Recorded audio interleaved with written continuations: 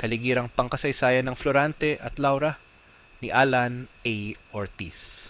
Isa sa layunin ng mga Espanyol sa kanilang ekspedisyon sa pamumuno ni Ferdinand Magellan ay palaganapin ang relihiyon at nakarating sa tinugsilangan ng Samar noong Marso 16, 1521. Sa ekspedisyon ni Miguel Lopez de Legazpi noong 1565 ay nagtayo ng permanenteng paninirahan ang mga Espanyol sa Cebu hanggang itinatag pahilaga, hanggang maabot ng mga kolonyalista ang Lo-Okya ng Maynila. Dito nagsimula ang kolonisasyon ng Espanya na nagtagal ng 3 siglo. Sa matagal na pananakop na ito, nadagdagan ng uri ng panitikan sa Pilipinas na ang karamihan sa mga ito ay patungkol sa pananampalataya at relihiyon. Isa na rito ay ang awit at kurido na isang uri ng panitikang lumaganap sa Europa noong gitnang panahon na pumapak sa pag-ibig at pakikipagsapalaran. Ang ganitong uri ng panitikan ay sinasabing nagmula sa Mexico sa pamamagitan ng kalakalang galyon upang gamitin sa pagpapalaganap ng relihiyon sa Pilipinas. Tinangkilik ng mga katutubo ang ganitong panitikan dahil sa mga tauhan, tagpuan at mga aral sa buhay at pananampalatayang nakapaloob dito bukod sa pagiging uri ng libangan upang makalimot sa hirap ng buhay na dinaranas sa kamay ng mga malupit na Espanyol. Mahigpit ang sensura noong panahong iyon dahil ayaw ng mga Espanyol na maglathata ng babasahin o mapalabas ng dulang tumutuligsa sa Espanya.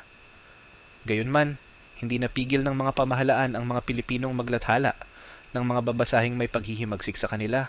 Isa na rito ang Florante at Laura na may orihinal na pamagat na Pinagdaan ang buhay ni Florante at Laura sa Kahariang Albania. Kinuha sa ladling kwadro historiko o pinyurang nagsasabi sa mga nangyari ng unang panahon sa imperyo ng Gresya at tinula ng isang matuwain sa bersong Tagalog. Masasabing, hindi lamang ito isang ordinaryong awit, bagkus may malalim na kahulugan at konteksto sa kasaysayan ng panahon.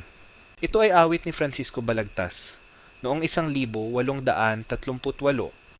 ay hango sa kasaysayan ng pag-ibig niya kay Maria Asuncion Rivera.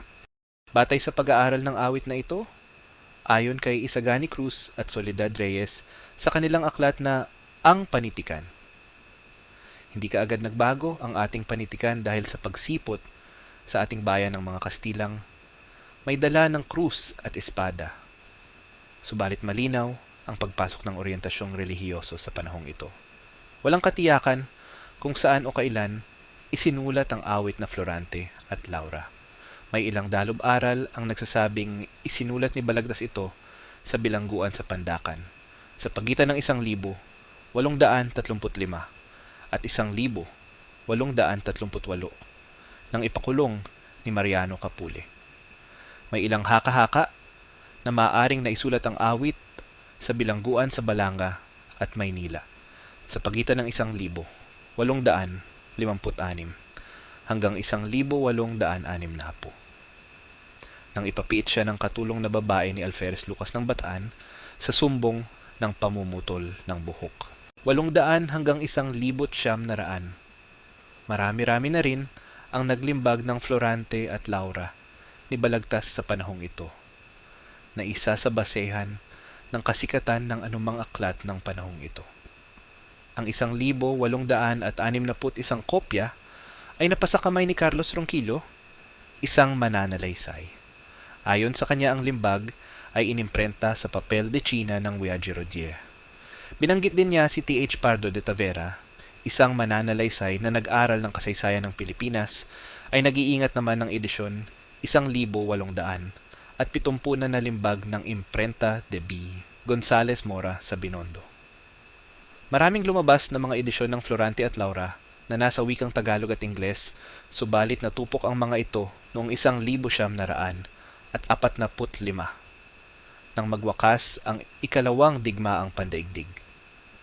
Sapagkat kabilang na nga ito sa mga kurido noong 19 taon, nalimbag lamang ang mga kopya ng akda ni Baltasar sa mga mumurahing klase ng papel de arroz ayon kay Epifanio de los Santos, nayari sa palay na ipinagbibili tuwing may misa at mga kapistahan sa halagang 10 sentimo bawat isa. Dahil sa pagkontrol ng mga Espanyol, ang mga aklat na nalimbag sa panahong ito ay karaniwang patungkol sa relihiyon. O di kaya'y sa paglalaban ng mga Moro at Kristiyano na tinatawag na ding komedya o moro-moro, pati mga diksyonaryo at aklat panggramatika. Naging matagumpay si Balagtas na mailusot ang kanyang awit dahil ang temang kanyang ginamit rito ay relihiyon at paglalaban ng mga Moro at Kristiyano. Pero iniugnay niya ito sa ag-iibigan ni Florante at Laura. Ang kanyang pagtuligsa sa mga Espanyol na itago niya sa pamamagitan ng paggamit ng alegorya. Gumamit din siya ng simbolismong kakikitaan ng pailalim na diwa ng nasyonalismo. Ang mga tauhan at pangyayaring nagdulot ng kaawa-awang kalagayan ng kahariang Albania ay masasalamin sa naging karanasan ng Pilipinas noong nasa ilalim ng pamamaha ng mga Espanyol.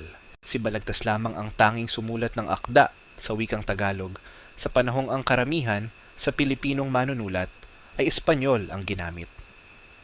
Ang awit na Florante at Laura ay nagsilbing gabay at nagturo sa mga Pilipino ng maraming gabay at nagturo sa mga Pilipino ng maraming bagay tulad ng 1. Wastong pagpapalaki ng anak 2, pagiging mabuting magulang 3, pagmamahal at pagmamalasakit sa bayan.